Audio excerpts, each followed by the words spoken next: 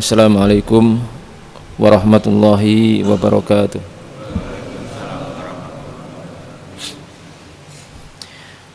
Alhamdulillahirabbil alamin wassalatu wassalamu ala asyrafil anbiya'i wal mursalin sayyidina wa habibina wa syafi'ina Muhammadin wa ala alihi wa sahbihi wa man tabi'ahum bi ihsan ila yaumiddin. Tsumma amma ba'd. Ma'asyiral muslimin, jamaah salat subuh yang dimuliakan Allah Subhanahu wa taala. Pada kesempatan pagi hari ini kita akan membahas permasalahan yang berikutnya, yaitu tentang permasalahan seputar khitan atau sunat, ya, bahasa kita sunat. Termasuk perkara yang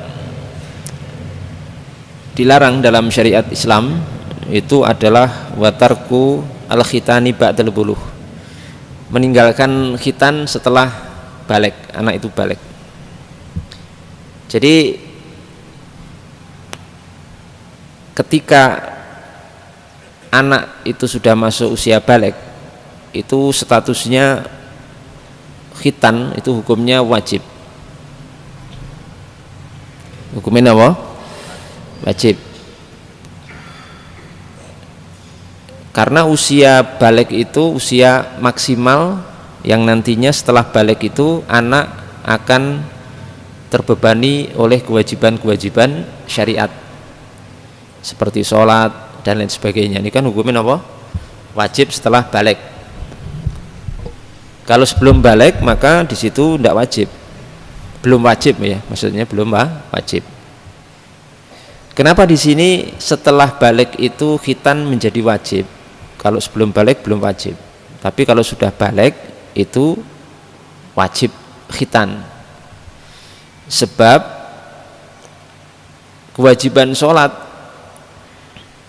dalam pandangan madhab Imam Syafi'i rahimahullah ta'ala, ketika seorang anak sudah balik kemudian melaksanakan sholat dalam kondisi belum dikhitan, itu sholatnya tidak sah. Kalau tidak sah berarti itu dianggap maksiat. Sebab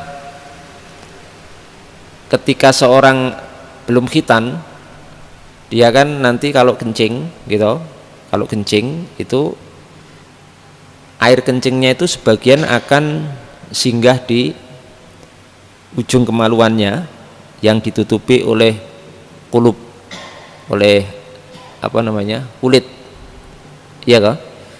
Maka biasanya di situ ada sisa-sisa apa? Air kencing. Lah kencing manusia niku statusnya najis, sehingga ketika anak itu kencing ada sisa air kencing di situ, kemudian dia sholat, itu dihukumi dia membawa najis, sehingga menyebabkan sholatnya apa? Tidak sah. Karena air kencing di sini sudah keluar dari tempatnya yang asli. Jadi segala sesuatu yang kita bawa, walaupun asalnya niku najis, tapi kalau masih di tempatnya niku tidak najis. Kencing di tempatnya di kandung kemih tidak najis. Atau maaf, kotoran kita itu kalau masih di tempat aslinya tidak najis juga. Tapi kalau sudah berpindah tempat, ya, seperti tadi kalau kencing kemudian sampai di ujung kemaluan laki-laki, ujung dzakar, maka di situ sudah berpindah dari tempatnya yang asli. Makanya ketika mampir singgah di ujung dzakar itu statusnya najis. Berbeda kalau masih di tempat aslinya. Ya, termasuk misalkan orang muntah. Kenapa kok kalau muntah itu membatalkan membatalkan puasa? Karena makanan yang sudah diproses itu kan sudah nanti berubah menjadi sesuatu yang lain. Misalnya nasi sudah diproses di lambung, itu kalau masih di lambung tidak najis, tapi kalau sudah keluar maka itu menjadi najis. Nanti sudah keluar itu muntahan yang sudah berubah itu sudah, maaf ya, mungkin dari sisi baunya atau dari sisi bentuknya sudah berubah, itu kalau keluar statusnya jadi najis. Beda kalau muntahan itu belum diproses, jadi baru masuk langsung keluar, masih utuh, nasi ya masih utuh, itu tidak najis Pak. Tapi kalau sudah diproses dalam lambung ya, kemudian nanti keluar jadi najis. Kalau masih di perut, di lambung, nggak najis, kita sholat bawa itu nggak masalah. Tapi kalau ketika misalkan muntah keluar, maka niku hukumnya apa? Jadi najis. Termasuk tadi apa? Termasuk khitan.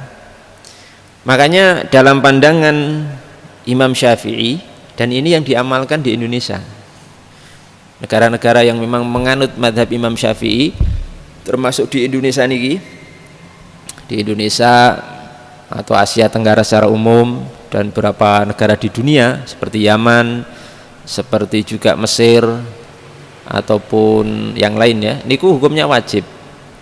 Makanya secara tidak sadar kita ini sudah mengamalkan pendapat Imam Syafi'i tanpa sadar, masyarakat di Indonesia ini gitu. Ya apa enggak? Gitu. Enggak ya, tetap kita itu enggak ngerti napa-napa. Waktu punya anak ya dikhitan, itu kita tidak sadar bahwasanya itu pendapat Imam Syafi'i. Karena kalau dalam pendapat Imam Syafi'i, khitan bagi laki-laki niku hukumnya wajib dengan argumentasi atau sebab yang sudah kita sebutkan tadi, menyebabkan sholatnya nanti tidak sah karena dia membawa najis. Dan umur maksimal khitan itu adalah baligh. Kalau di bawah baligh itu belum wajib. Anjurannya itu hari ke-7, itu yang paling bagus, hari ke-7 ketika sudah lahir anak, pas hari ke-7 pas kalian apa? Akikoh gitu, akikoh pemberian nama itu di khitan hari ke-7 nih. Kalau ndak 7 bulan setelahnya, 7 bulan setelahnya, umur 7 bulan maksudnya. Kalau setelah itu 7 tahun, umur 7 tahun. Kalau SD kelas pinten niku? Hah? Ya sekitar kelas 1 nomor 2 ya. Niku umur 7 tahun. Ya, niku idealnya itu urutannya 7 hari, 7 napa? Bulan, terus 7 napa? 7 tahun. Itu sebelum balik semua. Tapi itu tidak wajib di umur segitu. Cuma ngeten, anak niku nek sudah masuk umur 7 tahun itu biasanya sudah mumayyiz. Niku masuk usia apa? Tamyiz. Usia tamyiz itu usia yang sudah bisa membedakan mana yang baik, mana yang buruk, mana yang manfaat, mana yang mudarat. Ya, kalau misalkan masuk ke api itu bahaya, udah tahu dia anak ini udah mumayyiz. Atau sebagian ulama mengatakan mumayyiz itu usia di mana anak itu sudah bisa kencing sendiri, sudah bisa makan sendiri, sudah bisa buang hajat sendiri. Berarti ini apa? Masuk usia mumayyiz. Lah, anak niku kalau sudah masuk usia mumayyiz, dia itu kalau sholat sudah diterima sholatnya dan dapat pahala, walaupun waktu itu sholatnya belum wajib. Anak umur 7 tahun, 8 tahun itu sholat fardu belum wajib, Pak. Belum wajib. Tidak sholat tidak masalah sebenarnya. Tapi ketika sholat itu sudah berpahala, sudah mendapatkan pahala menurut keterangan Imam Nawawi rahimahullah ta'ala dalam Syarah Sahih Muslim, itu sudah dapat pahala. Cuma nanti kalau ternyata umur 7 tahun anak itu sholat atau 8 tahun sudah sholat tapi belum khitan, maka sholatnya belum diterima. Kan eman-eman dari kecil sholatnya tidak diterima sampai balik. Misalkan khitannya umur 15 tahun. Nah, dari kecil umur 7 tahun si anak itu sudah sholat sampai sebelum usia 15 tahun yang dikhitan itu sholatnya belum diterima. Kenapa? Karena dia membawa najis di ujung zakarnya ketika apa? Kencing. Nah, khitan itu sebaiknya untuk laki-laki memang semakin cepat semakin baik. Nek bisa pas umur pinten? 7 hari. Nek mboten 7 hari ya 7 bulan lah. Nah, 7 bulan ini kan belum bisa sholat. Anak usia 7 bulan itu belum bisa apa? sholat, jadi masih aman lah, belum sholatnya tidak masalah gitu. Tapi nek sudah 7 tahun usahakan sudah khitan, karena niku sudah biasanya anak sudah kita ajak sholat dan lain sebagainya. Termasuk nanti ngeten deh, misalnya jenengan sholat gendong anak yang belum khitan, ini nanti bisa bermasalah. Sebagian ulama mengatakan kita sholat kok gendong anak umur 7 tahun atau 6 tahun atau mungkin 2 tahun dan ternyata anak itu belum khitan, anak laki-laki loh ya niki, itu bisa menyebabkan sholatnya tidak sah, karena kita dianggap membawa najis kencing anak kita. Itu persis kalau kita sholat bawa anak yang pakai pempes, sementara si anak itu kencing di pempes, terus kita gendong pas sholat itu, maka sholat kita tidak sah, karena kita membawa najis yang ada di pempes anak kita. Paham nih? Paham ya? Ya. Lah menurut pandangan Imam Syafi'i niki cukup lumayan ketat nggih. Khitan itu menurut Imam Syafi'i wajib bagi laki-laki dan perempuan. Niki saya sampaikan dulu ya, wajib bagi laki dan perempuan menurut Imam Syafi'i. Berdasarkan beberapa ayat dalam Al-Qur'an, di antaranya surah An-Nahl ayat 123, Allah Subhanahu wa taala berfirman, "Tsumma auhayna ilaika an ittabi' millata Ibrahim hanifa." Dan kami wahyukan ya kepada engkau wahai Muhammad untuk mengikuti milah Nabi Ibrahim yang lurus, dan salah satu milah Ibrahim, agama Nabi Ibrahim niku adalah al-khitan, adalah apa? Bersunat atau khitan. Ya. Niku menurut Imam Syafi'i. Dan saya cek di kitab lain Imam Nawawi niku juga mewajibkan khitan bagi laki-laki plus perempuan. Niku cukup lumayan, mungkin agak ekstrim, terutama untuk perempuan niku. Tapi sebenarnya memang seperti itu pendapat Imam Syafi'i, wajib bagi laki-laki dan perempuan khitan itu. Kalau laki-laki khitannya itu dengan cara kulit yang menutupi ujung kemaluan atau zakar itu dihilangkan. Ya, itu untuk laki-laki sudah ma'ruf, sudah biasa kita lakukan di Indonesia niki. Kalau untuk perempuan itu dengan menghilangkan sebagian kulit yang mungkin nanti yang medis sudah paham niku, di dunia medis sudah paham, tidak perlu saya sebutkan. Ini pertama dulu ya, pendapat seperti itu. Dan ini memang cukup lumayan apa istilahnya itu ketat dalam pandangan Imam Syafi'i rahimahullahu taala, karena dalil-dalil tentang khitan itu secara umum memang mengenai laki-laki dan perempuan, tidak hanya untuk laki-laki. Namun begitu sebagian ulama minal mutaakhirin dari kurun belakangan yang juga masih bermadzhab Imam Syafi'i dan ulama lain itu menyatakan bahwa untuk perempuan itu tidak wajib, berdasarkan hadis Nabi Muhammad SAW. Nabi bersabda, al-khitanu sunnatun lirijal wa makromatun linisa. Khitan itu sunnah bagi laki-laki dan makromah itu kemuliaan bagi perempuan. Nah dari ini pendapat ulama sebagian yang lain dan madhab lain itu menyatakan kalau khitan bagi perempuan itu hanya kemuliaan saja. Napa? Kemuliaan tapi tidak sampai derajat napa? Wajib. Dan wallahu ta'ala alam, saya pribadi mengikuti pendapat ini bahwa kalau perempuan itu tidak wajib. Saya mengikuti pendapat kalau khitan bagi perempuan itu statusnya tidak napa? Tidak wajib. Jadi monggo mau dikhitan, tidak dikhitan juga tidak apa-apa. Karena kalau khitan bagi perempuan itu enggak berkaitan dengan status keabsahan ibadah, Pak, seperti laki-laki. Jadi perempuan itu mau dikhitan atau tidak dikhitan, sholatnya tetap sah, tidak ada masalah. bukan seperti laki-laki.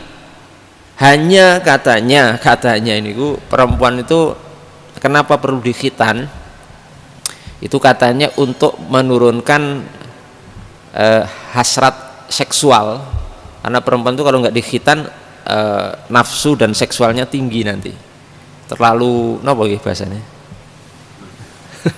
terlalu liar mungkin begitu. Nah kalau dikhitan itu mengurangi,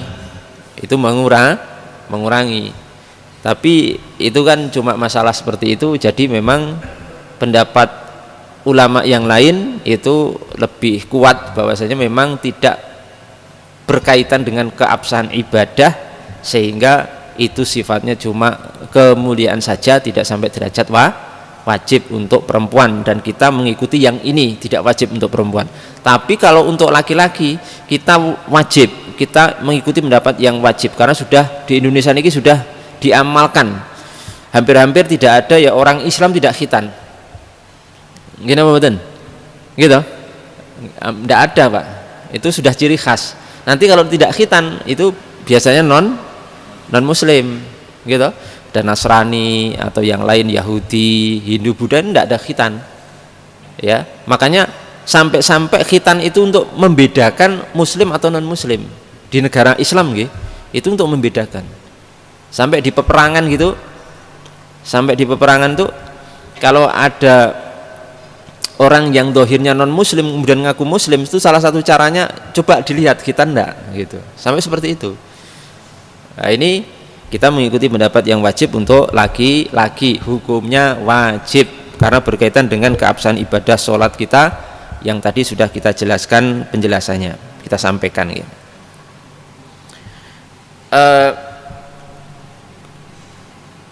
Tapi sebagai amanat ilmiah perlu saya sampaikan ngeten, bahwa khitan ini memang ulama mboten sepakat, tidak sepakat semuanya wajib untuk laki-laki, sampai pun untuk laki-laki. Kalau untuk perempuan saja beda pendapat tadi, ada yang mewajibkan, Imam Syafi'i itu perempuan wajib khitan juga, tapi ulama lain tidak mewajibkan. Sampai pun ternyata khitan untuk laki-laki pun ulama tidak sepakat hukumnya wajib. Untuk Imam Abu Hanifah dan Imam Malik bin Anas, ya dari madhab, berarti dari madhab Hanafiyah dan Malikiyah, niku khitan untuk laki-laki niku hukumnya tidak wajib, tapi sunnah. Jadi misalnya panjenengan mengikuti pendapat ini, berarti tidak khitan tidak masalah menurut Imam Abu Hanifah dan Imam Malik bin Anas. Dasarnya hadis yang sudah kita baca tadi ya, al khitanu sunnatun lirrijal wa makromatun linisa. Khitan itu sunnah, kan? Sunnah kalimat. Al khitanu sunnatun lirijal. Khitan itu sunnah bagi laki-laki dan makromah kemuliaan bagi perempuan. Karena hadis ini menunjukkan secara lugas bahwasanya khitan itu sunnatun lirijal, sunnah bagi laki-laki, tidak wajib. Makanya Imam Abu Hanifah dan Imam Malik berpendapat kalau khitan itu tidak wajib. Jadi nanti ngeten, ini kan perlu kita sampaikan gitu, sebagai wawasan dan pandangan kita, supaya wawasan dan keilmuan kita niku tidak picik, tidak sempit. Jadi jangan kagetan gitu loh jadi seorang muslim niku. Jadi nanti kalau panjenengan ke satu negara yang berpaham atau mengikuti madhab Imam Abu Hanifah atau Malik bin Anas niku, kok ada ketemu orang Islam kok mboten khitan, itu jangan kaget. Paham betul nih? Jangan kaget, karena menurut mereka memang tidak wajib. Dan status mereka, sholat menurut mereka, menurut Imam Abu Hanifah dan Imam Malik itu juga sah. Wah, misalkan ke mana nih? Misalkan ke Maroko ini kan Maliki, madhabnya Maliki. Atau misalkan panjenengan ke sebagian negara di India itu kan Hanafi, Pakistan itu sebagian juga Hanafi madhab fikihnya. Itu nanti wah ini muslim kok nggak khitan, ketemu orang sana kok wah muslim kok nggak khitan. Jangan kaget, karena itu mengikuti pendapat Imam Hanafi, Imam Abu Hanifah dan Imam Malik. Maksudnya tidak wajib niku sunnah. Jadi nanti juga mungkin ada yang mengikuti Imam Abu Hanifah dan Imam Malik itu juga berkhitan, tapi mereka meyakini khitan itu sunnah, tidak sampai wajib. Berbeda dengan Imam Syafi'i yang berpendapat wajib. Kalau tidak khitan sholatnya tidak sah, kalau tidak khitan berarti berdosa, gitu loh. Tapi menurut Imam Abu Hanifah dan Imam Malik statusnya sunnah. Seandainya khitan bagus, kalau tidak khitan juga tidak berdosa dan sholatnya tetap sah menurut dua imam ini. Itu paham betul nih? Paham ya? Ya. Termasuk masalah anjing nih loh. Anjing itu kan najis, itu kan menurut Imam Syafi'i. Jadi di Indonesia ini sudah seperti itu kan? Karena memang mengikuti pandangan sinten Imam Syafi'i rahimahullahu taala. Anjing itu najis. Juga hukumnya haram. Tapi kalau panjenengan ke negara lain seperti Maliki, jangan heran nanti panjenengan ke Maroko, itu rumah-rumah Maroko kan juga Muslim banyak di sana. Rumah-rumah orang Islam itu banyak yang memelihara anjing. Jadi kaum muslimin, orang-orang Islam di Maroko itu punya anjing, Pak. Memelihara anjing karena anjing menurut Imam Malik, mazhab Maliki tidak najis. Haram tapi tidak najis, ngoten lho. Nah, ini supaya kenapa kita sampaikan hal-hal seperti ini, supaya kita niku wawasannya luas, pandangannya luas, sehingga berlapang dada dalam perbedaan pendapat yang memang di situ ada medan untuk beristihad, ada ranah istihad, karena memang dalil dalam masalah itu dalilnya tidak berbicara secara lugas dan tegas. Apa hukum masalah ini? Apa hukum masalah itu? Termasuk masalah khitan. Dan memang masalah anjing itu juga cukup unik ya. Jadi fakta itu ternyata itu mazhab Imam Syafi'i, sementara ulama lain tidak menajiskan, itu juga unik. Cuma di sini di Indonesia ini sudah kadung mengikuti mazhab Imam Syafi'i. Okay. Maaf tadi ralat juga gitu. Ada sebagian ulama yang tidak mengharamkan anjing juga ada. Najis juga tidak, haram juga tidak. Cuma di Indonesia ini kalau panjenengan kemudian menyelisihi niku jadi masalah nanti. Misalnya jenengan orang Islam tapi dodol sate napa? Sate kire. Niku sudah jadi geger nanti. Geger karena napa sudah terkadung di Indonesia ini sudah terpatri anjing itu najis, dua haram. Jangan gawe masalah di Indonesia ngoten lho. Karena ini sudah terpatri seperti itu. Anjing itu haram dan najis. Bermasuk wong Islam, ahli sholat, ahli masjid kok dodol napa sate kire. Jadi salah itu. Beda nek jenengan hidup di tempat lain, di negara lain yang mengikuti madhab lain. Itu silakan saja, termasuk tadi masalah khitan itu. Jadi itu jamaah yang dimuliakan Allah Subhanahu wa taala, monggo semoga Allah Subhanahu wa taala bisa memudahkan kita sekalian untuk melaksanakan syariat ini, syariat khitan, dan untuk khusus khitan bagi laki-laki kita mengikuti pendapat yang wajib sesuai dengan pendapat Imam Syafi'i rahimallahu taala.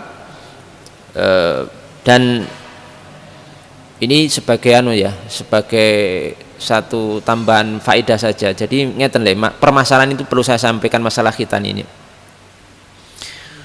Saya tuh beberapa waktu yang lalu itu dapat video dari Jepang, dari muslim Jepang sana. Muslim Indonesia, asli Indonesia tapi mukim di Jepang. Terus beliau menikah, perempuan muslimah, nikah dengan laki-laki Jepang. Jepang agamanya apa? Tidak tahu agamanya. Katanya malah agama Majusi, ya, penyembah api. Wis kafir ya, kafir lah.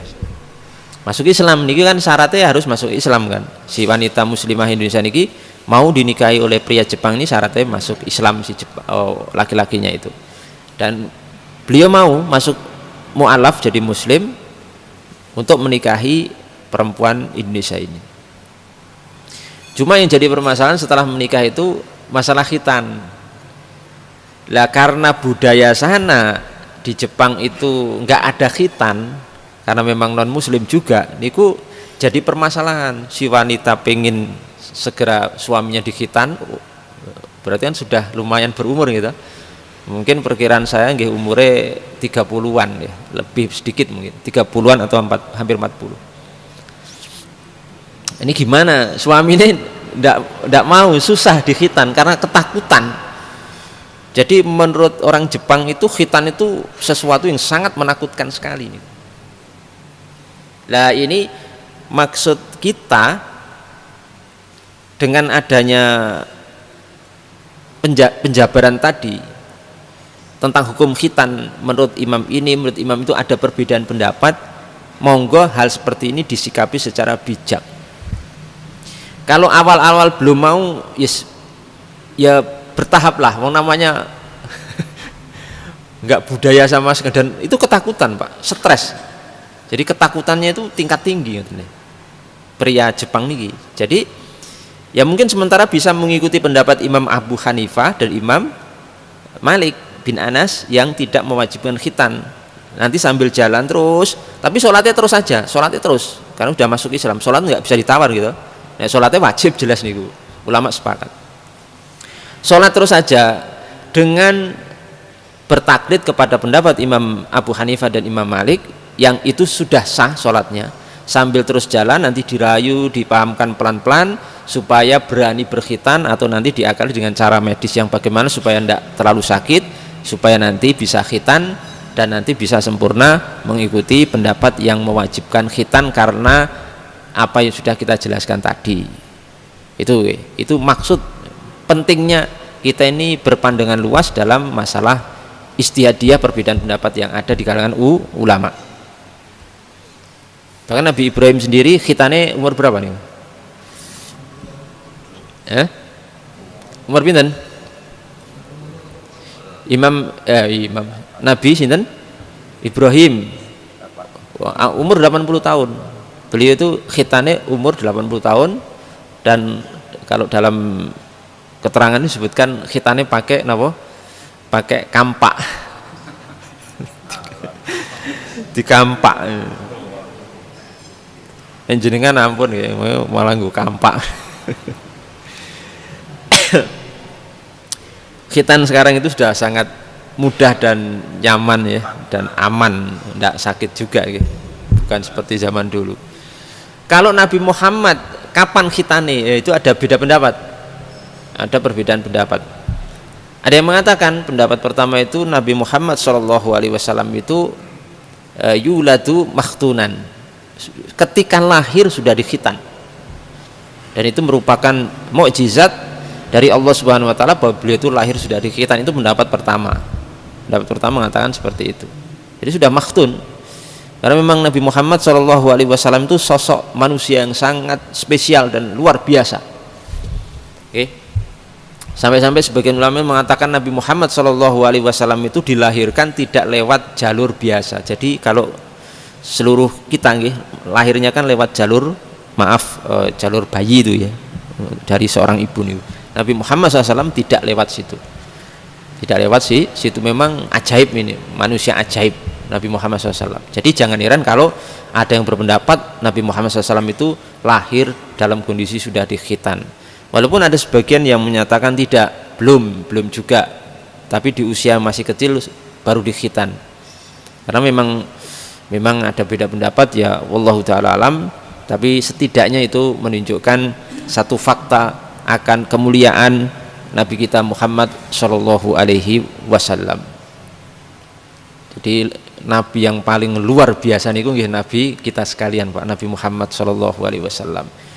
Ya, tidak hanya ketika sudah diangkat sebagai Rasul, bahkan sebelum menjadi Rasul niku sudah ajaib manusia ini, sudah ajaib. Ya, ketika ke Syam, berdagang ke Syam niku